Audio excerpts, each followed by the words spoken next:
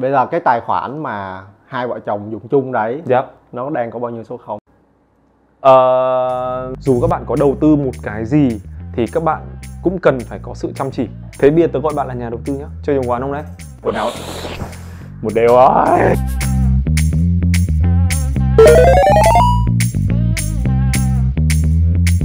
Xin chào, các bạn đang lắng nghe tập đầu tiên của series podcast The Money Day. Trong cái series này thì mình sẽ ngồi xuống chơi game và nói chuyện với những cái vị khách mời của mình về những cái chủ đề liên quan đến tiền bạc cũng như là tài chính cá nhân. Trong cái tập đầu tiên của ngày hôm nay, mình có một cái vị khách mời rất là thú vị, đó là Kiên Hoàng. Chào tất cả quý vị khán giả, xin chào chị. Kiên rất vui khi ngày hôm nay được có mặt tại đây để chơi game cùng với chị và chúng ta bàn về một vấn đề mà cung Kim Ngưu bọn Kiên rất là thích, đấy là tiền bạc. Thì hôm nay mình cũng rất là hóng, không biết là chủ đề tài chính chúng ta sẽ nói về vấn đề gì. Bây giờ mình cứ bắt đầu trận đấu. Ok. Sau được. rồi mình sẽ dần theo cái nhịp bóng, mình sẽ nói chuyện về tiền bạc. Ok. Lúc đấy rồi. mình sẽ dễ nói ra những thứ mà bình thường mình không nói. Ok. Rồi, play thôi.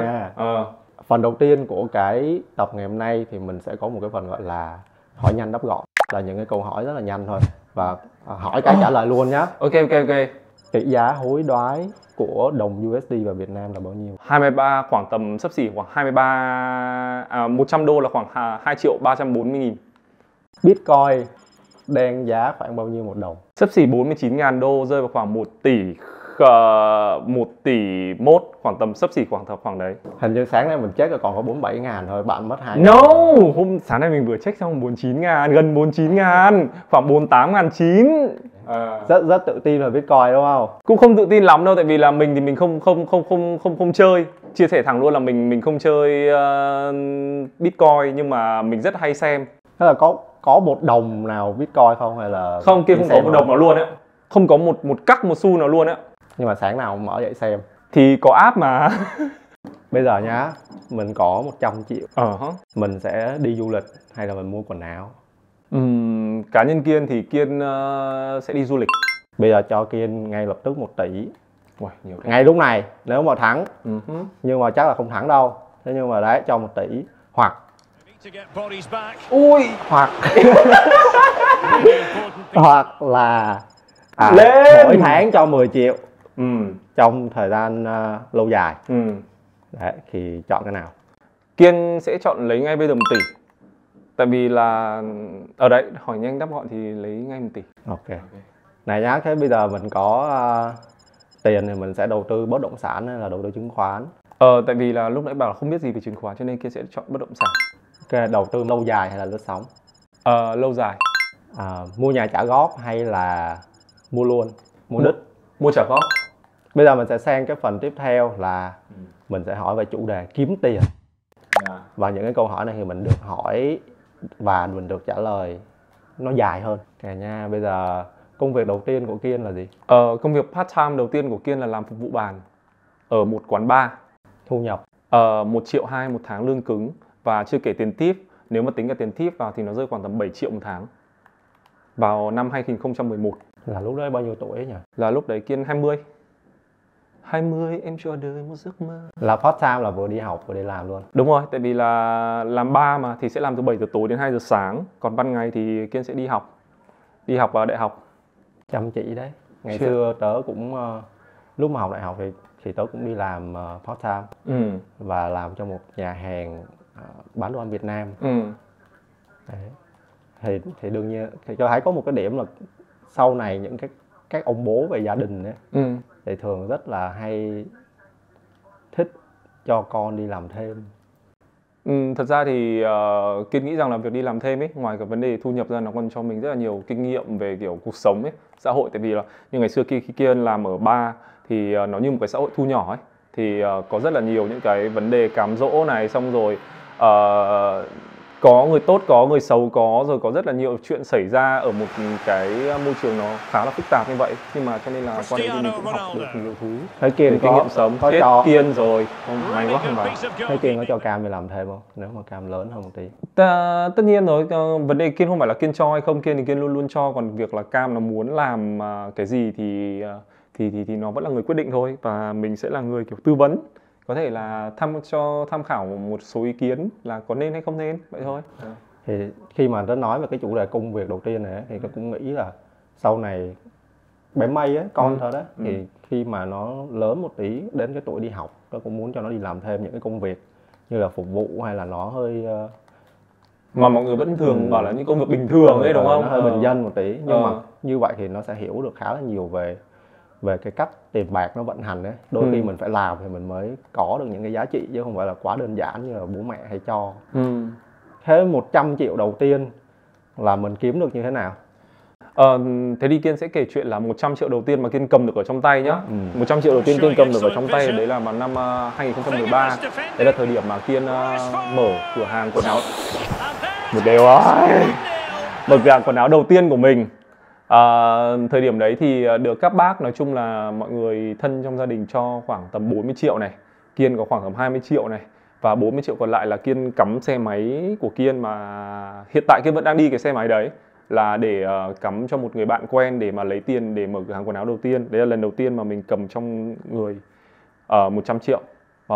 Kiên vẫn nhớ hồi đấy là khoảng tầm tháng 4 năm 2013. Ở này bây giờ không còn là một chàng trai 20 tuổi nữa, không còn có những cái thu nhập vừa phải từ cái việc đi làm thêm nữa, mà mình đang là ông bố gia đình rồi, mình có rất là nhiều nguồn thu nhập. Vậy thì mình thử liệt kê xem là những cái nguồn thu nhập đấy nó là những nguồn thu nhập nào. Ok, thật ra thì mình cũng không ngại chia sẻ cái vấn đề này đâu, tại vì là nguồn thu nhập chính của mình bây giờ là nó đến từ việc mình, hai vợ chồng mình và cả gia đình mình là những KOL, là những influencer, là những người có sức ảnh hưởng. Bọn mình có thể qua các nền tảng như Facebook, Instagram, YouTube thì bọn mình có những cái nguồn thu nhập từ đó. Từ việc nhãn hàng booking quảng cáo cho đến việc là bọn mình có những ví dụ YouTube thì có về tiền về view. Chắc là chị làm YouTube thì chị cũng biết rồi. Đó. Đấy là một nguồn thu nhập chính. Cái nguồn thứ hai đấy là Kiên với Heo vẫn có kinh doanh cửa hàng quần áo từ ở ngoài Hà Nội đến bây giờ là năm thứ 9 rồi. Cái công việc tiếp theo đấy là Kiên cũng có một vài cái đầu tư như là đất đai kia linh tinh. Thế bây giờ mình có rất là nhiều những cái nguồn thu nhập như vậy như vừa liệt kê đấy, thì khi mà có nhiều thì mình cũng sẽ có những cái rủi ro từ cái sự biến động của những cái thu nhập đấy. Kiên hiểu. Thế thì cách nào mà Kiên đang quản lý những cái rủi ro đó? Suýt vào nhá. Khốn thật. Thật ra thì Kiên nghĩ rằng là mình là một người đã luôn luôn cố gắng hết sức ấy, hết mình cho tất cả cái công việc mình đang làm rồi. Còn những cái rủi ro mà chẳng may nó đến ấy thì nó đến từ nhiều nguyên nhân, chứ không phải là mình có thể lường trước được. Ví dụ như năm nay Covid chẳng hạn, nó ảnh hưởng rất là nhiều đến công việc kinh doanh của Kiên ngoài kia. Lockdown xong rồi chuyện cửa hàng nọ kia, rồi nguồn hàng không đều. Đó thì đấy là những cái rủi ro trong cái việc kinh doanh của mình. Rồi nhà cửa mọi thứ, kiểu cái việc mà mình mua đi bán lại đất cát nhà cửa ấy, nó cũng bị đóng băng, nó cũng bị chững lại. Tại vì là thu nhập của mọi người thứ nhất là nó cũng giảm, cái thứ hai là mọi người cũng sẽ trong một cái trạng thái là kiểu chờ xem là kiểu có một cái cơ hội gì khác nó hợp lý không, rồi mọi người mua ra bán vào thời điểm này có hợp lý không. Hoặc ngay cả cái việc mà mình làm KOL như vậy thôi, chị với cả Giang cũng rất là hiểu đúng không? Khi mà Sài Gòn lockdown mấy tháng đấy là cấm luôn cả ship, thì nhãn hàng đâu có thể ship được sản phẩm cho mình để mình có thể làm quảng cáo các thứ. Nó cũng là khoảng cái rủi ro trong những cái công việc mà mình làm. Thế nhưng là mình đang liệt kê ra. Còn chị đang hỏi là Kiên làm sao để Kiên quản lý những cái rủi ro đấy, làm sao để khi mà những cái rủi ro đó xảy ra thì mình vẫn kiểu kê cao gối mình nằm ngủ được mà mình không lo. Thật ra nói là không lo thì cũng không đúng đâu, tại vì là với mỗi cái thì mình sẽ phải lo những cái với mỗi công việc ấy thì mình sẽ phải có cái cách lo khác nhau. Nhưng mà mình luôn luôn Kiên luôn luôn có một khoản tiền backup cho mình. Đó là dù trong trường hợp nào thì ví dụ như là trong năm nay chẳng hạn là không làm được công việc trong khoảng tầm không có thu nhập trong 6 tháng chẳng hạn, thì trong 6 tháng mà không làm ra tiền đấy thì mình vẫn có một khoản để mình có thể đủ chi tiêu cho 6 tháng đấy. Kiên thì luôn luôn thật ra là trong gia đình mình ấy thì hai vợ chồng mình tài chính nó khá là thoải mái với nhau, có nghĩa là bọn mình không có khoản nào riêng của ai với ai cả. Nhưng mà giữa hai người thì Kiên luôn là người kiểu như là sẽ có một cái phòng xa hơn là Loan, và Kiên sẽ để riêng ra một khoản để mình có thể sử dụng trong những cái trường hợp rủi ro đấy, là một cái quỹ dự phòng trong những cái trường hợp cũng chẳng phải là quỹ đen đâu, tại vì là thật ra là Kiên với cả Loan số tài khoản ấy các thứ, hoặc điện thoại, thậm chí là hai vợ chồng để cùng chung một pass, cho nên là kiểu như tất cả những cái thông tin nó cũng có hết ấy, cũng không giấu gì nhau cả, nên cũng thoải mái việc đấy. Bây giờ cái tài khoản mà hai vợ chồng dùng chung đấy, nó đang có bao nhiêu số 0? Số 0 à? Số 0 thì từ từ Có rất nhiều số 0. để check nhá. Nếu mà Kiên nhớ không nhầm thì số 0 nó có khoảng tầm 7 số 0. Nhưng mà trước số 0 thì nó có những con số khác nữa. Nhưng mà trước số 0 không phải là số 0 là được, đúng không? Chỉ hỏi số 0 mà, có hỏi tổng tài khoản trong tài khoản bao tiền đâu. Bây giờ mình nhiều tiền rồi, mình có nhiều số 0 rồi, mình có 7 số 0 lận, thì mình sử dụng 7 cái số 0 đấy như thế nào? Chi tiêu thì mình quay lại quá khứ đi, là cái tháng lương đầu tiên của mình đó, thì Kiên dùng nó để mua cái gì hay là để làm vào cái việc gì? Ngày xưa, bây giờ cũng 10 năm rồi ấy, cũng thật ra cũng không nhớ rõ lắm đâu, nhưng mà thanh niên hồi đấy á, nói thật là hồi đấy thì chưa có smartphone như bây giờ nha. Năm 2011 thì Kiên chưa có smartphone. Thì chắc là dùng cho việc kiểu ăn uống, xong rồi chơi bời. Là không nhớ chính xác luôn. Không nhớ chính xác luôn á, không, tại vì chắc chắn là Kiên có thể chắc chắn một điều là Kiên sẽ không mua một cái gì nó gọi là tài sản hay là ra tấm ra món đâu, mà là dùng hết trong cái việc chi tiêu hàng ngày ấy. Nói chung hồi đấy tiêu cũng hoang lắm. Kiểu hứng lên là đi tiêu, xong rồi ăn uống xem phim nọ kia ấy. Đó chứ. Tớ cũng hơi bất ngờ đấy, tại vì tháng lương đầu tiên mà mình kiếm ra thì thường là nó có nhiều cảm xúc và mình cũng sẽ hay nhớ nó. Giống như là tớ này, bây giờ cũng không nhớ lắm đâu. Có một cái thứ gì mà rất đắt Kiên đã từng mua, thế nhưng mà Kiên thấy rất là đáng tiền. Rất đắt mà Kiên đã từng mua mà Kiên thấy đáng tiền à? Đấy là chiếc điện thoại iPhone 4S đầu tiên. Sao lại... mình ấn nhầm nút. Đấy là chiếc điện thoại iPhone 4S đầu tiên mà Kiên mua. Và thực sự Kiên thấy nó rất là đáng tiền luôn ấy. Tại vì là mình được tiếp cận với công nghệ. Đấy cũng là chiếc điện thoại đầu tiên Kiên có, xong rồi sử dụng nọ kia các thứ. Ở thời điểm đấy thấy hợp lý, đáng tiền. Ok. Thứ gì rất đắt nhưng lại thấy rất phí tiền? Thứ gì rất đắt mà lại thấy rất phí tiền? Kiểu mua xong thấy phí vãi. Có lẽ là bây giờ ấy hay là ngày xưa? Hay Từ trước tới giờ. Kiên nghĩ rằng là quần áo. Tại vì thực sự là khi mà hứng lên ấy, mình vẫn đi vào mua quần áo hiệu.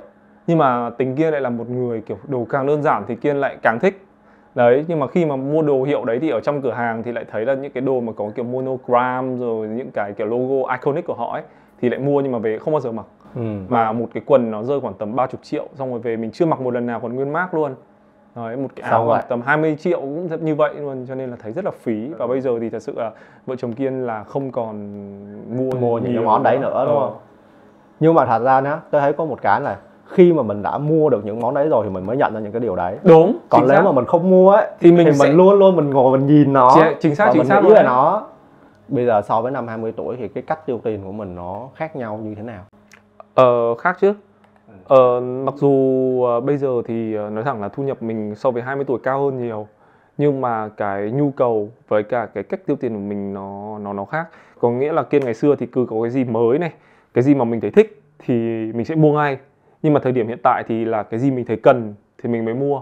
Đấy, không phải mua đồ mình thích nữa mà mua đồ mình cần.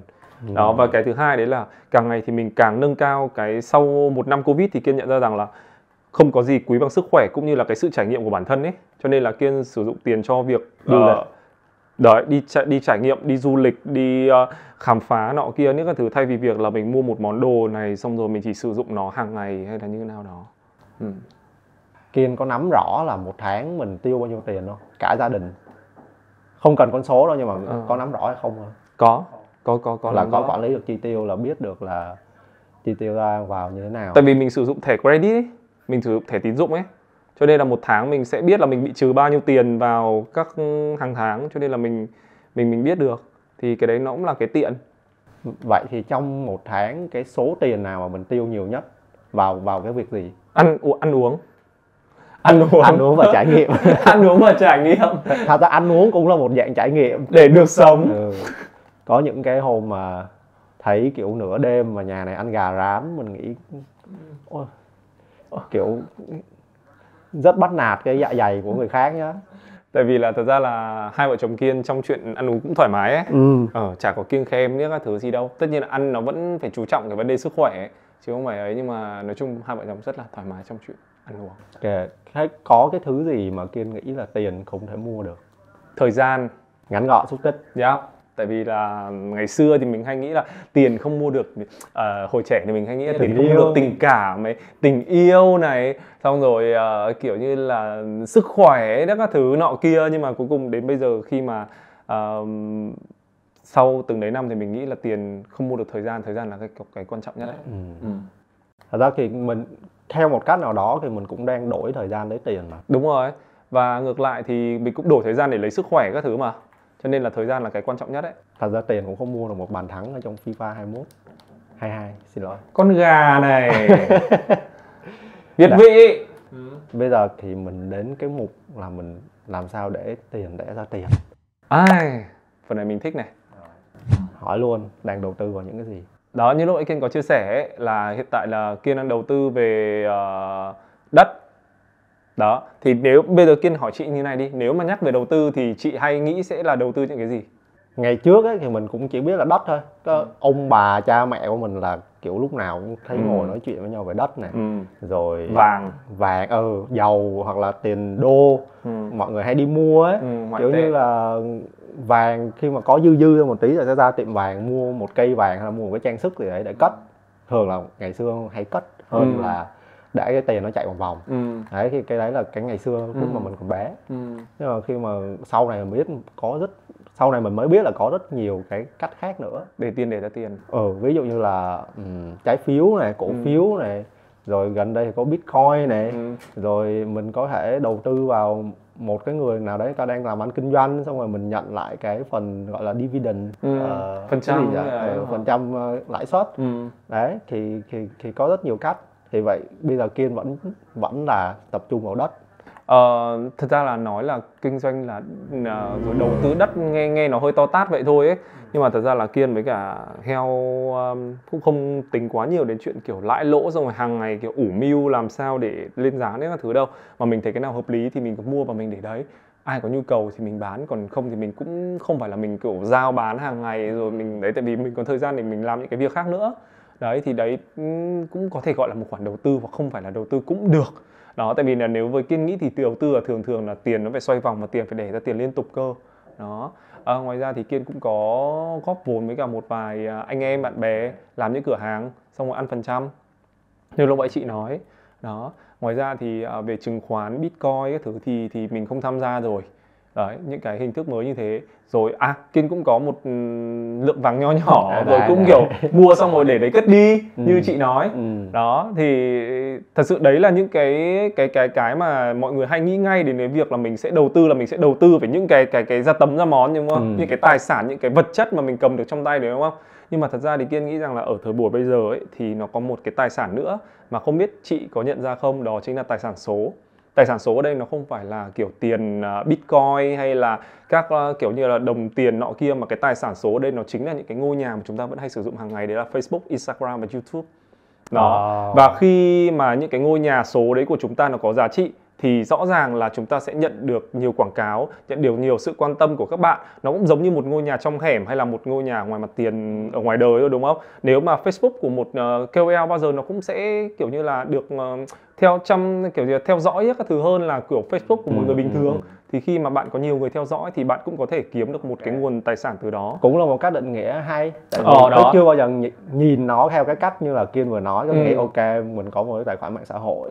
Đấy thì đấy là cái tài sản nhá. Kiên nghĩ đấy là một cái tài sản. Tại vì bây giờ nhá, chẳng may Kiên vào Facebook của chị, Kiên chửi chị chẳng hạn. Có nghĩa là mình trong thâm tâm mình luôn luôn nghĩ nó là một cái nơi cá nhân, một cái nhà của mình rồi, nhưng mình không bao giờ định hình nó là một cái tài sản của mình cả. Và khi mà bạn tận dụng cái tài sản Instagram, Facebook, YouTube đấy của bạn view nó, bạn xây dựng nó lên trở thành một ngôi nhà mặt phố thì tự nhiên nó sẽ có giá trị thôi. Và nhiều khi cái tài sản số đấy nó là gọi là cái hữu hình ở trên cái mạng xã hội, nhưng mà thật sự là cái influence, cái sự ảnh hưởng, cái gọi là thương hiệu cá nhân đấy nó cũng là một cái dạng tài sản nữa. Đúng rồi. Và hai cái nó hợp lại với nhau mà nó đưa cho mình những cái cách để mình có những cái thu nhập từ đấy. Đúng rồi. Bây giờ một dạng đầu tư. Bây giờ có rất là nhiều bạn trẻ, đúng không? Bảo là bây giờ để các bạn ấy có khoảng chục tỷ thì các bạn ấy mua một mảnh đất chẳng hạn thì nó khó. Nhưng mà bây giờ bạn ấy không phải bỏ một đồng nào cả, bạn ấy xây dựng một kênh TikTok của bạn ấy chẳng hạn. Đấy, mà bạn ấy thấy ok phát, bạn ấy hoàn toàn vẫn có thể kiếm thu nhập hàng tháng bằng số tiền là chị cho thuê một ngôi nhà ngoài mặt đường.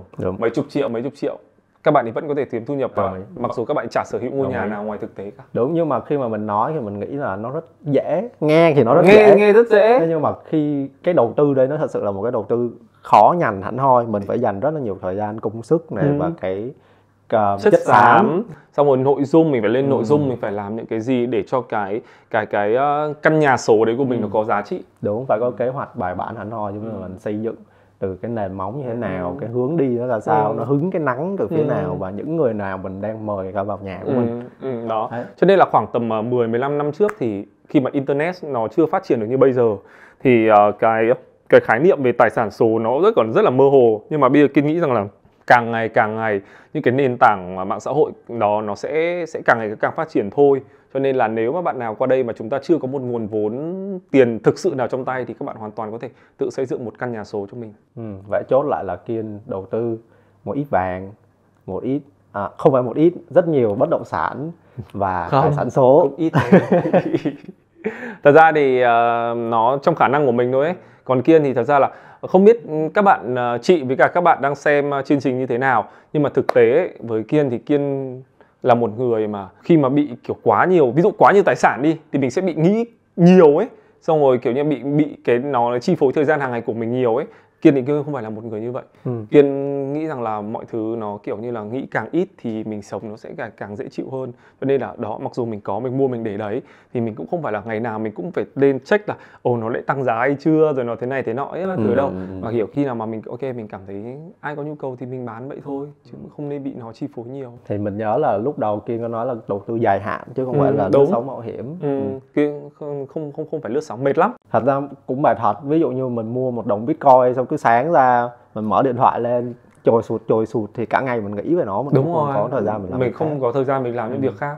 Tại vì là bây giờ thật ra là chúng ta đã bị nhìn vào điện thoại quá là nhiều, đặc biệt là những người làm về social media như chúng mình, đúng không? Nhìn vào máy tính, nhìn vào điện thoại quá nhiều rồi, mà bây giờ thêm cái đấy nữa thì như Kiên còn có em bé, có con nữa, thứ như thế thì thời gian nào mình chơi với con ngoài thực tế nữa. Ok, nó cũng là một cái gọi là gì, một cái cách nghĩ về đầu tư mà mình thấy là mọi người cũng nên cân nhắc để suy nghĩ khi mà mình đầu tư tiền bạc của mình. Tại vì khi mà mình nghĩ đến cái hướng lâu dài á, nó sẽ đỡ mệt mỏi hơn. Và có một cái chứng minh nữa là khi mà người ta cố gắng, người ta chiến thắng cái thị trường ấy, cái này khi mình nói vào thị trường chứng khoán một tí thôi, nhưng mà nó có một cái luật bất thành văn là khi mà người ta xem những cái thống kê từ trước tới giờ của thị trường chứng khoán thì những người mà cố gắng lướt sóng hoặc là cố gắng chiến thắng cái thị trường ấy thì về cái phần lâu dài ấy, lúc nào cũng sẽ thua, không bao giờ thắng được thị trường cả. Nhưng mà những cái người mà có cái cách nghĩ là người ta muốn đầu tư lâu dài và cái đường của người ta suy nghĩ là mình ăn vừa thôi nhưng mà mình cứ đi dài thì nó sẽ luôn luôn là có những cái phần gọi là phần thưởng cho những cái người đó. Kiên có một cái đầu tư nữa đấy mà Kiên nghĩ rằng là tương lai chị cũng sẽ dần dần sẽ nghĩ về việc đấy. Đấy là đầu tư vào con cái. Thật sự đấy cũng là một khoản đầu tư đấy các bạn ạ. Thật, tại vì mình nghĩ rằng là tương lai thì việc mà chúng ta lập gia đình rồi có con, đấy là một việc gần như đa số là chúng ta sẽ có.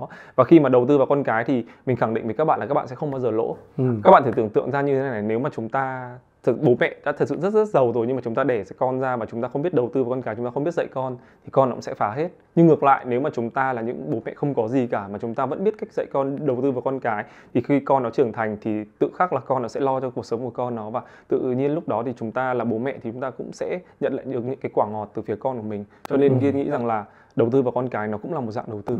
Đầu tư vào con cái thì theo mình nghĩ là cũng không phải là mình gọi là cái quả ngọt mà Kiên nói, chắc chắn là mình không nghĩ về cái mặt tiền bạc. Đúng không rồi, phải là kiểu con nó nhiều tiền lắm, mày đưa bố cái nhà nhá, đấy kiểu không kia không nghĩ mà kiểu mặt lên người. Và đấy như Kiên có nói đấy là chúng ta nếu là bố mẹ vốn dĩ chúng ta không có gì thì khi mà con của chúng ta ok thì chúng ta sẽ nhận được cái quả ngọt từ con mình.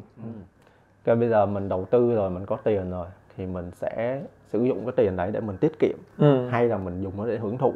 Tại vì thời gian của mình nó cũng có hạn, đúng không? Đấy, khi mà mình không có hưởng thụ thì mình tiết kiệm hết tiền để làm gì? Thì ngay từ đầu Kiên có chia sẻ là bao giờ Kiên cũng sẽ có một khoản tiền backup cho mình trong một cái khoảng thời gian để mà không bao giờ bị vướng là khi mà mình hiện tại mình không có thu nhập thì mình sẽ không thể nào mà cũng không có một khoản tiền nào để cho cuộc sống hàng ngày của mình.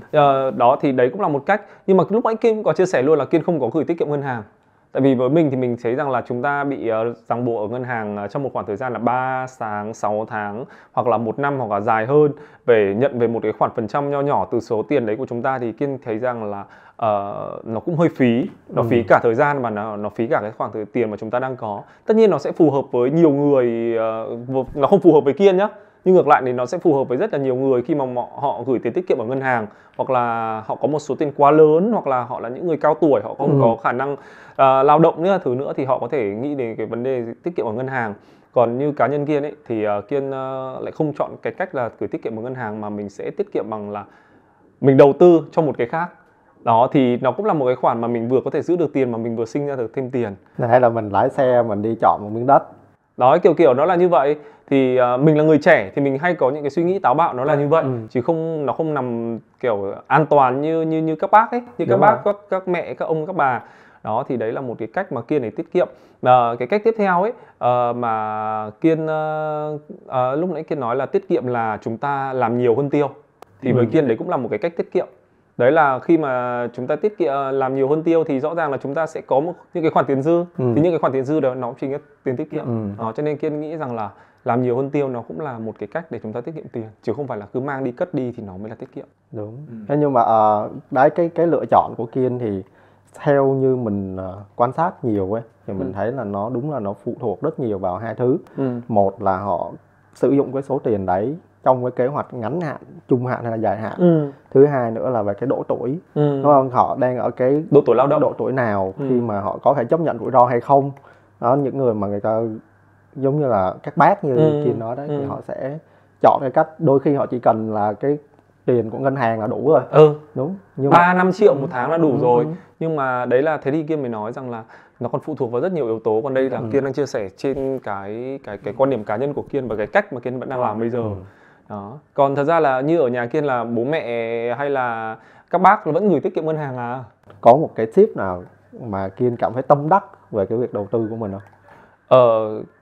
Đấy như lúc nãy Kiên cũng nói đấy, là cái mà chúng ta đầu tư những cái tài sản số của chúng ta thì đấy cũng là một cái cách đầu tư. Tại vì mà thật sự Kiên coi nó là nghiêm túc coi nó là một cái tài sản của mình. Và đấy là cũng là cái mạnh, cái thế mạnh mà bây giờ Kiên đang làm và Kiên cũng muốn chia sẻ với mọi người. Tại vì cái này thì ai cũng có thể làm được, tại vì bây giờ ai cũng có máy tính, ai cũng có smartphone, ai cũng có thể trở thành một nhà sáng tạo nội dung và ai cũng có thể sở hữu tài sản số của riêng mình. Đó, cho nên đấy là cái cách mà Kiên muốn nói với mọi người nhất, và cũng là cái cách mà Kiên đang dành gần như là 98% thời gian để mà tập trung vào nó. Tại vì mình đang làm tốt mà, thì mình cứ tập trung vào nó đã. Để mình xây dựng cái ngôi nhà đấy. Đấy, thì chắc Kiên nghĩ rằng là nếu mà bây giờ các bạn lên mạng các bạn search là làm sao để trở thành một người sáng tạo nội dung, trở thành một KOL, trở thành một influencer rồi mọi thứ, thì có rất nhiều bạn chia sẻ. Bản thân Kiên cũng đã có chia sẻ rồi. Đấy, với những cái đấy, cho nên là các bạn nên tập trung vào cái đó xem sao nhé. Và cái đầu tư ấy thì thường nó sẽ là đầu tư về sức lực, về chất xám của mình nhiều. Chính xác. So với những cái việc mà mình phải đầu tư cái tiền, cái vốn ấy, thì nó cũng đỡ rủi ro hơn, đúng không? Đúng rồi. Tại vì thực tế là Kiên cũng là một người xuất phát từ một gia đình rất là bình dân. Kiên cũng không được kiểu như là bố mẹ hay là ông bà cho một cái khoản tiền nào gọi là đủ để mà chúng ta có thể đầu tư vật chất ở bên ngoài.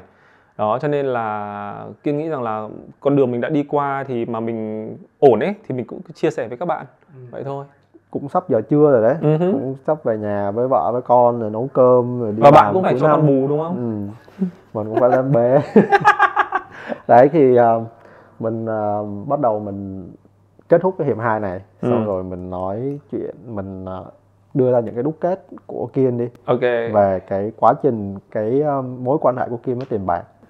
Nó từ những cái năm 20 tuổi đến giờ nó đã thay đổi như thế nào. Đó, những cái gì mà Kiên muốn những cái bạn trẻ hơn vào những năm 20 tuổi biết những cái điều này. Mối quan hệ của Kiên với tiền á, thì Kiên vẫn rất là yêu tiền. Từ trẻ đến giờ thì nói đến bây giờ thì mình vẫn rất là yêu tiền. Đấy. Không phải trên tình bạn dưới tình yêu đâu nhé, mà tình yêu thật luôn đấy, rất là yêu tiền. Đấy là một khẳng định cho mối quan hệ rồi đấy. Cái tình yêu đấy là cái tình yêu rất là trong sáng. Đấy, đúng rồi. Không sao cả. Nhưng mà bây giờ là mình sử dụng cái người yêu của mình nó như thế nào thì nó khác. Ở ngày xưa thì mình phung phí hơn, khẳng định Ngày xưa phung phí hơn, kiếm ít hơn nhưng mà rất là phung phí, tiêu rất là xả láng đó. Nhưng mà bây giờ thì mặc dù là thu nhập của mình tốt hơn nhưng mà mình cũng sẽ nghĩ sâu xa hơn làm sao để sử dụng nó hiệu quả hơn đó. Rồi như lúc nãy Kiên có chia sẻ luôn đấy là mình ưu tiên cho những cái trải nghiệm, mua những thứ mình cần chứ không phải mua những thứ mình thích đấy. Nói chung là mình tiêu nó cũng sẽ khoa học hơn và có suy nghĩ hơn. Thì vừa nói là Thì các bạn 20 tuổi đó. Ok. Thôi, thế thì Thế bây giờ Kim có cái lời khuyên gì về cái đầu tư tài chính cá nhân cho những cái bạn trẻ mà năm 20 tuổi đi chẳng hạn, các bạn ước gì mà hồi 20 tuổi Kim biết những cái điều này? Thật ra thì Kiên nghĩ rằng là để mà đầu tư bất kỳ một cái gì thì các bạn đều phải cần có kiến thức với nó. Phải thật sự hiểu cái mình làm thì đó là cái điều quan trọng nhất. Cái thứ hai ấy, đấy là dám nghĩ thì dám làm. Chứ đừng kiểu như chỉ nghĩ thôi xong rồi bỏ qua thì nó cũng rất là phí. Đấy, thì mất cái thời gian mà chúng ta đã phải suy nghĩ rồi ấy, thì cứ dám nghĩ dám làm khi mà các bạn đã thật sự tìm hiểu nó và các bạn chắc chắn về nó. Đó là cái thứ hai. Cái thứ ba ấy, đấy là một điều mà mình muốn khuyên tất cả các bạn, đấy là dù các bạn có đầu tư một cái gì thì các bạn cũng cần phải có sự chăm chỉ. Tại vì là mình được như ngày hôm nay, mình nghĩ một phần là do mình chăm chỉ và mình có thể là người chủ động hoặc hết trong tất cả những cái công việc của mình. Ví dụ như là mình làm về YouTube thì mình có thể tự quay, dựng, chụp rồi làm mọi thứ luôn mà không cần phải phụ thuộc vào một người thứ hai. Đó, thì khi mà mình có thể chủ động được như vậy rồi thì mình sẽ rất là cảm thấy không bị lo lắng ấy. Khi mà chẳng may có một cái vấn đề gì đến bạn dựng của mình, bạn ấy nghỉ mất hay là như thế nào thì mình vẫn có thể chủ động được. Ngoài ra thì các bạn hãy thật sự chăm chỉ luôn, làm nhiều hơn tiêu.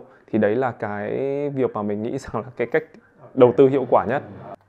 Thứ nhất là mình sẽ đổi kiến thức lấy tiền này. Thứ hai là mình không phụ thuộc vào người khác trong cái công việc cũng như tài chính của mình. Đúng rồi. Cái gì mình cũng có thể chủ động được hết. Chính xác. Và thứ ba là mình chăm chỉ với cái việc mà mình làm. Đúng rồi. Có một cái thứ tư nữa mà mình vừa nhớ ra là phải dám làm, đúng không? Mình nghĩ nhiều quá nhưng mà mình không, cuối cùng mình không có bắt đầu á thì mãi mãi nó cũng chỉ nằm trong đầu mình thôi. Đúng rồi. Đấy, thì bây giờ mình chưa đầu tư chứng khoán thì mình thử xem nó như thế nào. Không, nhưng mà như Kiên biết nhá, tháng 11 rồi ấy, số lượng tài khoản chứng khoán mở mới ở Việt Nam là hình như là cao nhất từ trước tới giờ luôn. Thật ra thì Kiên nghĩ như thế này. Thật ra thì mình không bao giờ mình thích có những cái danh xưng nó là nhà đầu tư hay là kiểu như là chuyên gia tài chính hay là ông tổ đọc lệnh gì đâu. Thật sự là mình không thích những cái danh xưng đấy. Tại vì thực chất nó cũng chỉ là danh xưng mà thôi. Quan trọng cái cốt lõi nó là cái gì. Cốt lõi thật ra là chúng ta có tiền hay không, chúng ta có kiếm được ở nó thật sự hay không, thì đó mới là cái quan trọng. Còn thật ra là gọi Kiên chỉ là kiểu như là thẳng đi làm thôi cũng được. Nhưng mà miễn là mình vẫn làm ra tiền thì nó cũng ok, chứ Kiên không cần những cái danh xưng kiểu hào nhoáng ấy. Cho nên là không phải là chúng ta cứ mở một cái tài khoản ra xong là chúng ta hỏi bạn làm gì đấy, tôi làm một nhà đầu tư. Đấy, nghe nó rất là ra gì và này nọ đúng không? Nhưng mà thực tế thì ở trong cái ruột của nó như thế nào thì chẳng ai biết được. Còn nếu mà chị bảo là về chứng khoán nó tiềm năng như vậy thì chắc là Kiên cũng sẽ tìm hiểu chơi chứng khoán không đấy? Có một ít, thế nhưng mà Giang biết không ấy? Không biết. Ok, tớ cũng là một người của cái thế hệ mà F0 đầu tư vào tháng 11 đấy, cũng kiểu thấy nó bắt đầu nó có những cái tín hiệu tốt đấy. Bảo sao thì mới biết là tháng 11 đấy nó là số người kỷ lục. Thì đấy, nhưng mà mình cũng tìm hiểu thôi. Cái số tiền mà mình bỏ vào giống như là chỉ để học hỏi ấy, để học ấy, để mình biết xem cái gì đang xảy ra. Còn thật sự mà mình có bỏ nhiều tiền vào đấy hay không, hay là lâu dài như thế nào thì cũng là một cái câu hỏi khác. Thế bây giờ tớ gọi bạn là nhà đầu tư nhá. Nhà đầu tư F0. Đấy, thế nhưng mà cái đấy chỉ là một cái nốt, là thật ra thì như là cái tài sản số của Kiên đi, nó thay đổi hàng ngày, đúng không? Như Facebook thì bây giờ nó thành Meta, và trong tương lai ấy, nó sẽ còn có những cái nội dung về VR nữa, nó sẽ xây dựng những cái thành phố ảo rồi NFT các thứ. Thì thật ra cái việc mà mình học hàng ngày, mình tìm hiểu hàng ngày về những cái thứ mới hoặc là những thứ mà mình chưa biết ấy, thì nó cũng là một cái. Không, cái này Kiên ủng hộ. Cái này Kiên ủng hộ không phải là Kiên không chơi, Kiên không thích là tại vì là Kiên sợ kiểu như bị lừa lọc hay là gì đâu, mà là thực tế là mình không có thời gian để mình đầu tư vào nó. Và kiểu với những cái gì kiểu như là mình đọc thì mình thấy chưa có hứng thú. Đấy, chứ không phải là kiểu như là vì mình sợ là nó lừa đảo hay là gì cả. Đó, cho nên là có thể là đấy, như chị nói một cái rất quan trọng đấy là chúng ta căn bản là chúng ta phải luôn welcome những cái mới, đúng không? Luôn là kiểu đón nhận những cái mới thì thì mới tốt được ấy. Xã hội bây giờ nó là phải là như vậy, chứ nếu mà chúng ta bây giờ chỉ mua vàng cất đi thì nó lại hơi giống bố mẹ nhỉ. Thì cái cũng có một cái ví dụ luôn này, là hôm trước thấy Kiên up một cái TikTok đầu tiên trên cái tài khoản của mình là cái video mà nhảy trong nhà bếp ấy. Ok. 11 triệu, 12 triệu view. Đấy thì đấy là cái mà Kiên đang thử đúng không? Với những cái tài khoản số của mình. Đúng và rồi. một cái mà mình chưa biết. Trước đây thì mình chỉ có YouTube thôi. Nhưng mà gần đây thì những cái short form như là TikTok hay là IG Reel xong rồi nó cũng đang lên. YouTube Short cái thứ. Đấy, khi mình cũng đã thử hết rồi. Thì khi có nhìn vào cái tài chính thì cũng thấy thế. Ok, chứng khoán mình chưa thử, mình thử thôi. Ok, tí nữa cứ lập tài khoản đi nhé. Thầy ơi. Ok, và quay trở lại vấn đề đá bóng là hôm nay tôi mải nói quá các bạn ạ. Và đá 3 trận tôi thua cả 3. Vừa mới nói đây là vừa mới kết thúc hiệp này đây là thua 2-0 nữa. Mình nghĩ là sẽ có hôm nào đấy mình sang và chúng ta không nói một cái gì cả. Chúng ta tập trung vào màn hình để mà chúng ta thôi nhá, không nói gì nhá. Để mà chúng ta đá. Thật ra đây cũng là một cái chiến thuật của mình, tại vì trước giờ mình chưa thắng được Kiên lần nào. Thế nhưng mà nhờ vào cái việc mà hỏi xong rồi mình tập trung mình đá, cái vì mình phải suy nghĩ để trả lời cho Kiên thì mình có 3 cái chiến thắng nhá. Nhưng mà thôi cái này thì cũng không thế là mình không được 1 tỷ đúng không? Thế chán quá. Ok. 20 triệu thì cũng 20 triệu cũng không được tốt nhá. Tặng bạn ly nước. Cảm ơn bạn rất là nhiều vì hôm nay đã mời tớ đến đây, tin tưởng tớ nói về một chủ đề nó vô cùng uy tín như thế này.